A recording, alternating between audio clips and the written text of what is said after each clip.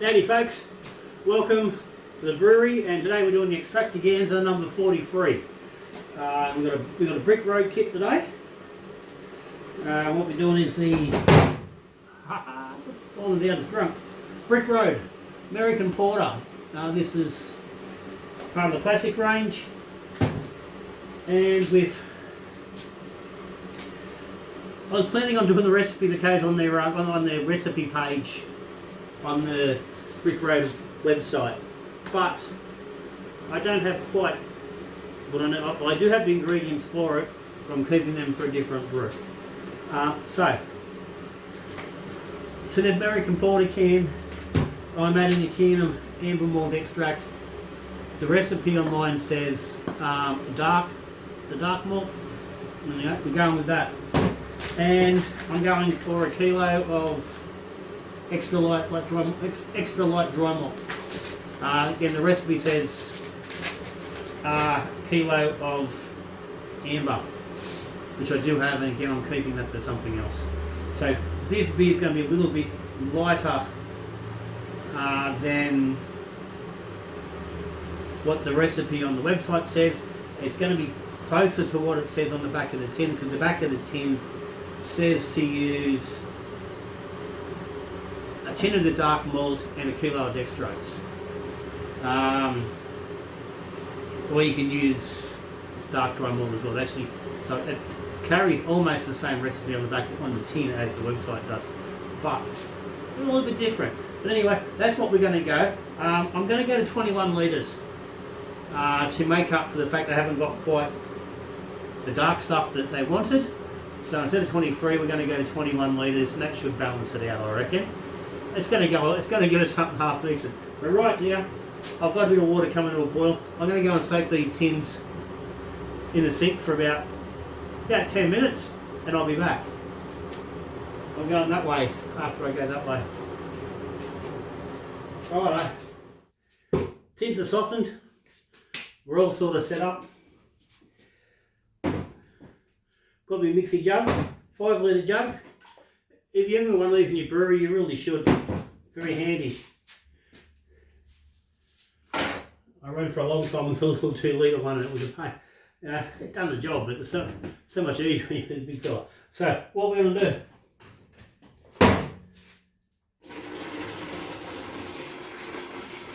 one kettle of boiled water in there. Now, all the water I'm using on this brew has been run through the caravan filter. One pass, all treated. I'm not adding anything else to the water at all.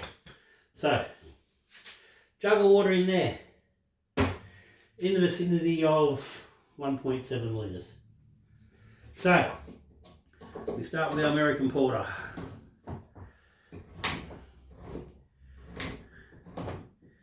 Open them up. And I've gone against my own normal advice, and I'm opening the top of the can. I always say open the bottom of the can. I've gone straight to the top. See, that's how long it's been. You have to open the tin. Because a lot of the latest batches I've done actually had pull tops. But I've always found for some reason it's easy to open the bottom of the tin. Don't know why.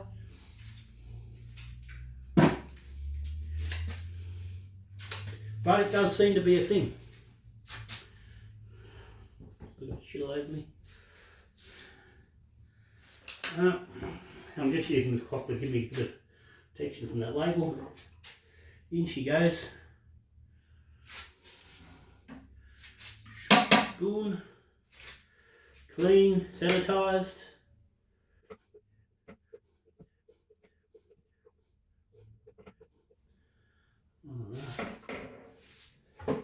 I normally say had some boil of the kettle with another bloody lot ready to go to clean out the tin, but I haven't done that. So we're going to cheat. And I'm just going to pour some of this back in there. And again, at this point, that bit of cloth around the tin's not going to hurt because it's going to get quite hot.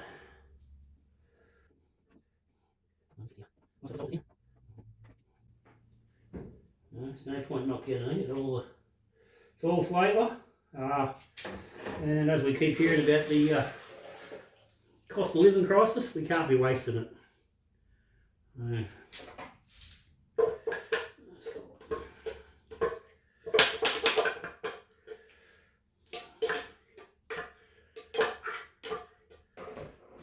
That's it.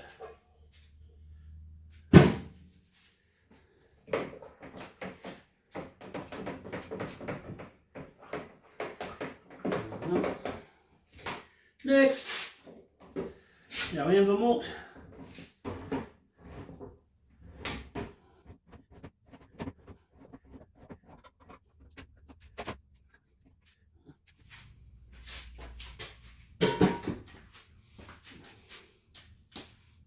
Yum yum. Yummy. Right. Get off your fingers.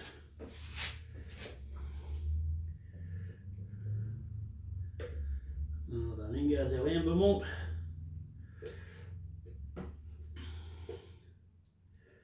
Yeah, which is quite dark, so I'm not too worried about using it in this instead of the dark malt.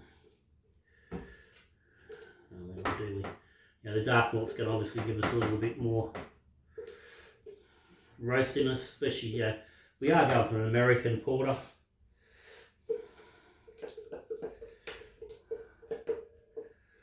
But I'm pretty happy about getting good enough. We'll rinse that out.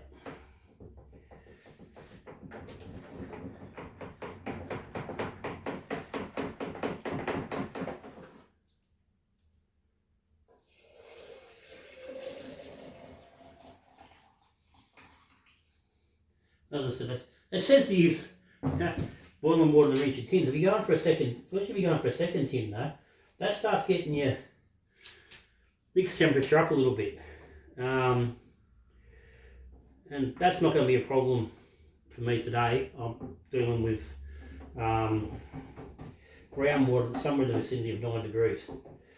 So my tap water's very cold. So I've got no problem getting back down the pitching temp.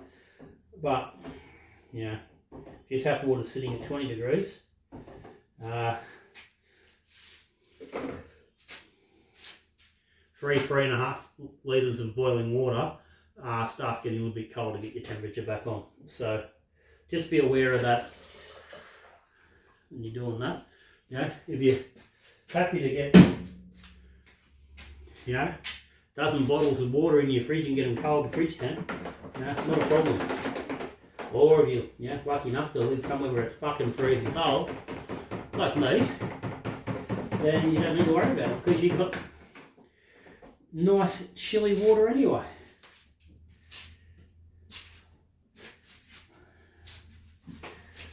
Give yourself a little bit of the gunk here.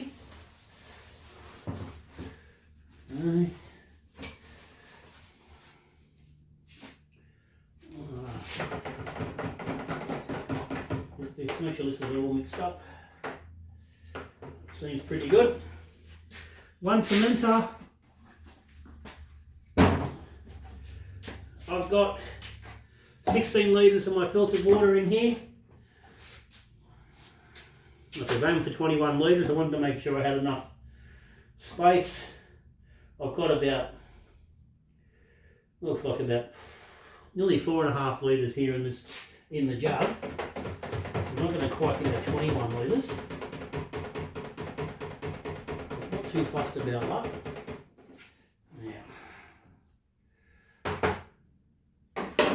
Let's get that in there.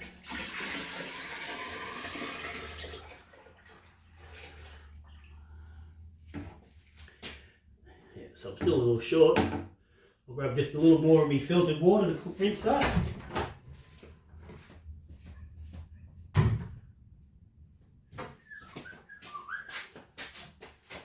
Righto. 1 extra litre. In she goes. Close enough too. Got a snippet under the 21. Got my dry malt to go in.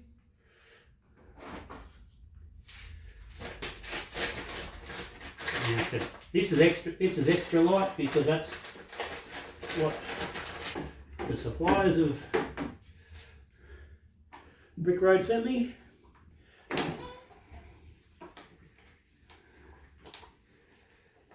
There she goes. And obviously you could use just light dry malt if that's what you can get.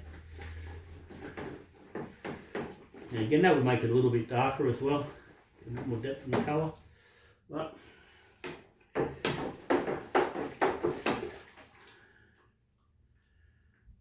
and decad, that's brought our volume up, hasn't it? Silly Billy should have just left it. Anyway, we're at 22 litres. 21 and a half. Give this a good mix. With the gravity reading. I'm not too worried about actually getting air in it because this is going to be nice and aerated. Straight from the tap.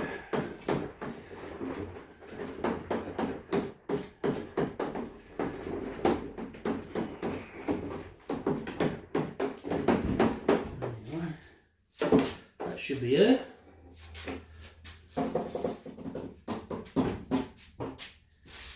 Get a little bit off.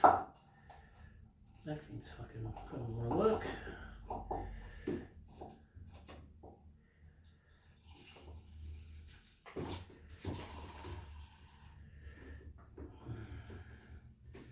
Clear me tap.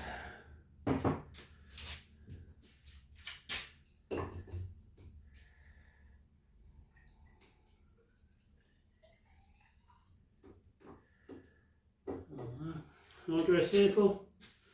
Now,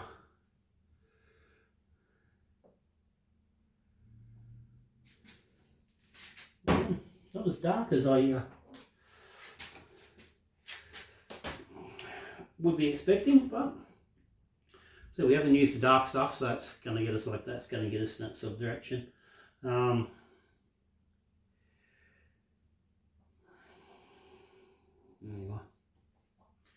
It'll be good. So we're looking at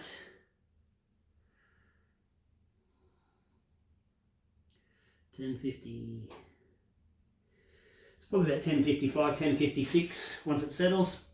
So we're looking about 6, and again that's going to allow us. They give you measurements based on having carbonation in the bottle, and you're getting extra 0.5% of alcohol, which obviously we're not going to get. Oh, Chook's at the door. Chook wants in. Not today, my friend. Yeah, 1056. So, obviously, kit comes with an undersized pack of yeast, 6 grams of American ale yeast. That's the right kind of yeast, but just not enough of it. So I'm going to go some Mangrove Jack's New World Strong Ale. That'll give it a good going too, and it'll keep it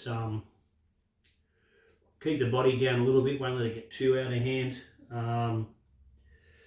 Yeah, we've got all malt. There's nothing there to balance it out, so that'll be good.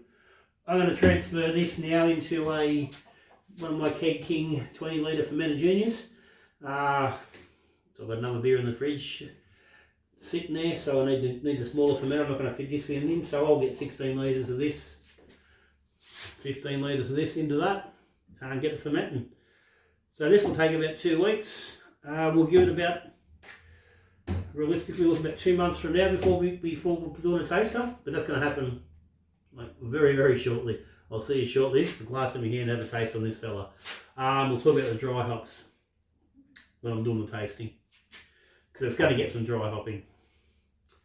See you shortly.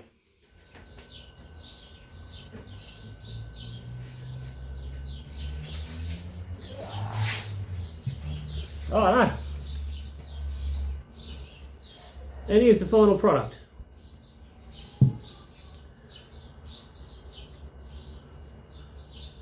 One Brick Road American Porter. We are 2.5 months in the keg. Things have pushed us out a little bit. That's all right. She's looking good there. She's looking quite dark. From me at this side, it's a very deep ruby red. It's not black like it looks like to you guys, and that's going to be contributed to using the amber tin and the light dry malt as opposed to the dark tin and the darker malt. Oh, I've been getting a visit from a free-ranging chicken. That's going to shit on my doorstep. Beautiful. They didn't lay eggs. Anyway, yeah, so 1058 starting gravity, 1 pack of the M42 New World Ale, and I also threw in the American Ale kit according to the notes here in my book. I don't know why. I think if I put the 1050, I was just a bit iffy on it being a little bit too high, but the reality was I'm only fermenting 15 litres, so it probably wouldn't have been an issue, but I was just a little concerned, so I threw the extra in. 19 degrees. After 5 days, we had a specific gravity of 1022, at which point I dry hopped 30 grams of Centennial and 20 grams of Simcoe, about 3 1/3 grams a litre. Let it run at still at the 19 degrees. On day 12, I dropped it to 1.8 degrees, or 2 degrees for a cold crash. I don't know what the reading was of that. I don't have a reading here, which is weird. A week later, 5th of August, 10:17, and we were kegged.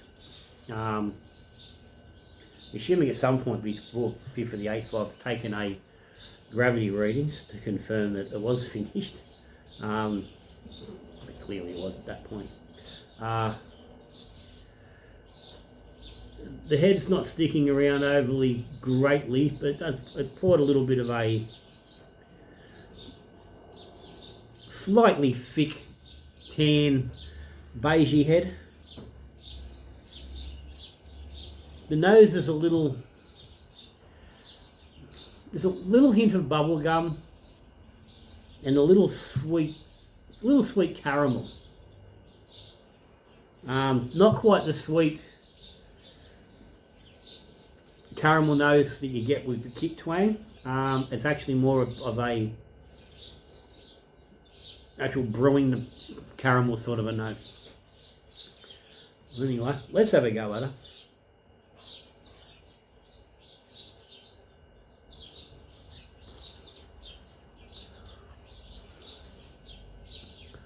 Okay.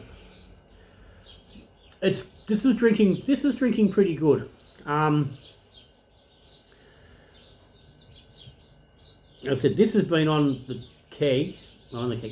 tap here for about 2 months. After about 2 weeks, it went onto a tap, and I've been drinking it intermittently since then. Initially, it was quite murky and very brownish milkshake looking. It took a bit to settle down and to drop out. But right now, it is. I'm going to say crystal clear. It's hard to see because it still is quite dark, but it is very clear and it's well settled, as you'd expect after 2.5 months. But it has developed as it's gone, which is very much, as I said before, Brick Road, and people have said to me, discussing it online and stuff, on Facebook and whatnot, in the groups, that the Brick Road kits take a while, and my experience has shown the same thing. They do take a while to condition out to become good, and they do seems to be fairly well documented that it's more like 3 months than it is 2 months with most kits. So it is getting a bit more on that side, and it's definitely drinking better than it did the last time I drank it.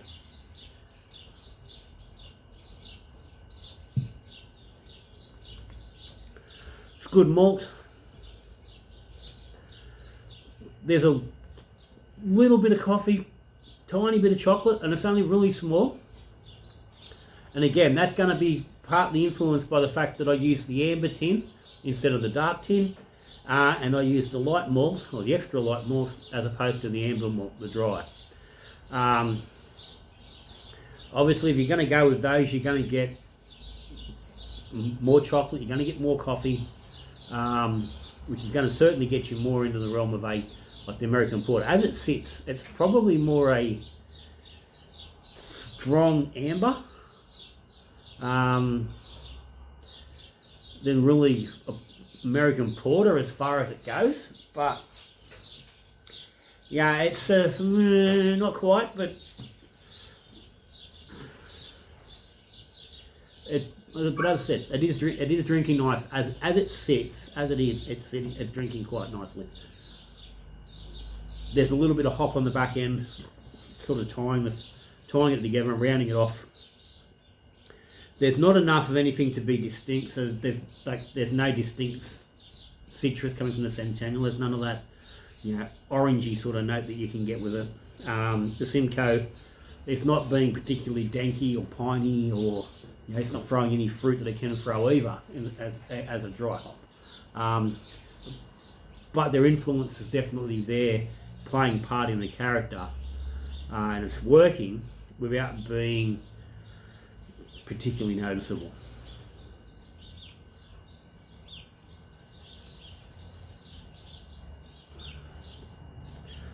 And to a degree, it probably could do with being a little bit more prominent as an American porter, where that American hop flavour is a little bit more, at the fore in that sort of style. American porter is not a style we're particularly well versed in here in Australia. It's not a beer you can find particularly easily. It's not a style that's readily available. Most porters are English based. So unless you're really going out specifically finding it, you're not getting American porter in your everyday bottle shop. So where its flavour sits is a little bit of a unknown for most Australian brewers. So looking at this just purely as how it presents, as it is in the glass,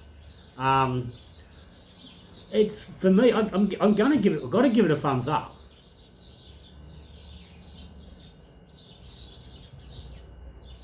It's drinkable. It's got a good solid malt base. It's got some hop character. It's clean.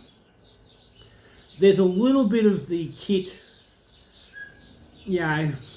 flavour sitting underneath, but it's not pronounced. It's not overpowering, which is fairly seems to be the thing with these Brick Road kits. There's that kittiness there. It's not really coming across as twang, but it's certainly noticeable if you want to really have a look at, look for it. But just sitting back drinking, that's a reasonably well presented beer.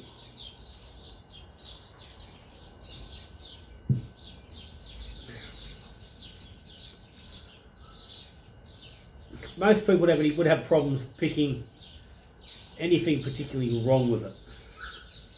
It's more a case of it, more not doing things you might like it to do, than it's doing something wrong. And that's not something you can complain about with a kit beer.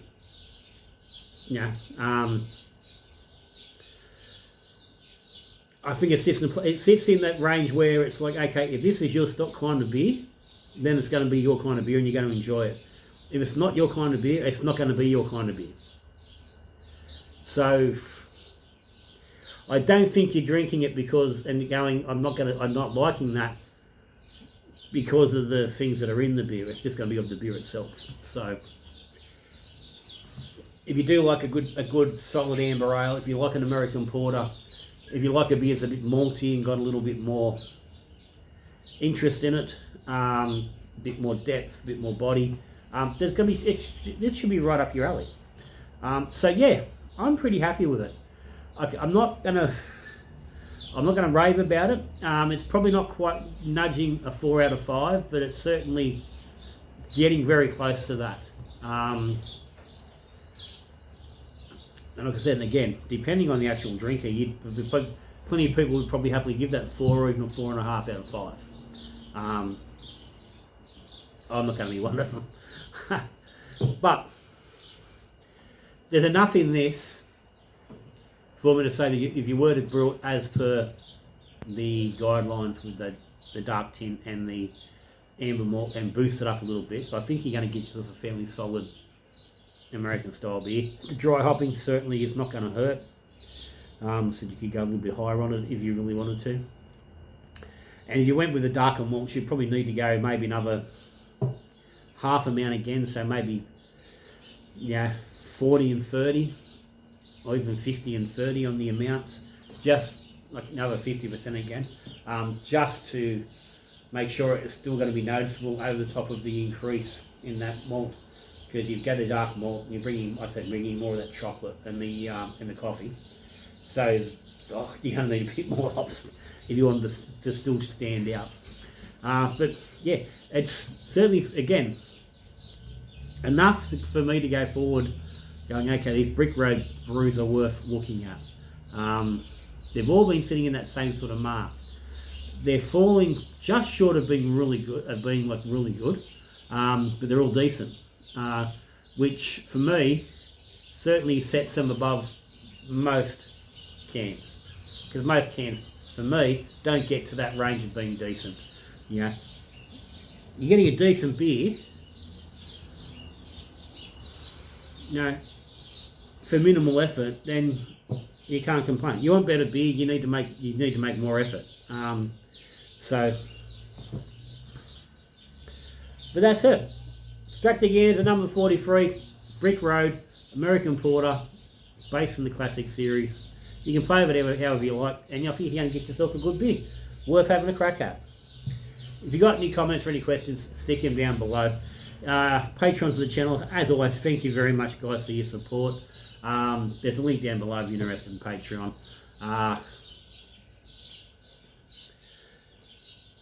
Hit the subscribe button down there if you haven't subscribed to the channel already. If you haven't subscribed to the channel, why haven't you? You should. If you ring the little notification bell, you don't miss any videos, and it helps the channel out. And if you like the video, thumbs up. These thumbs up, these really help the channel. But anyway, for now, that's me. More Extractaganzas coming. As you've noticed, there's a little bit of change in the channel. Some of the extracts are now running through Brewmaster, the local brew shop with Matty. Some are still going to happen here, just not as many. But they're still happening. But anyway, for an absolutely cracking middle of spring day, drinking your beer that's absolutely perfect for autumn, or middle of spring, because I'm having no problem with it right now. Until I see you in the next video, when we're brewing beer, drinking beer, or talking beer. Good brewing.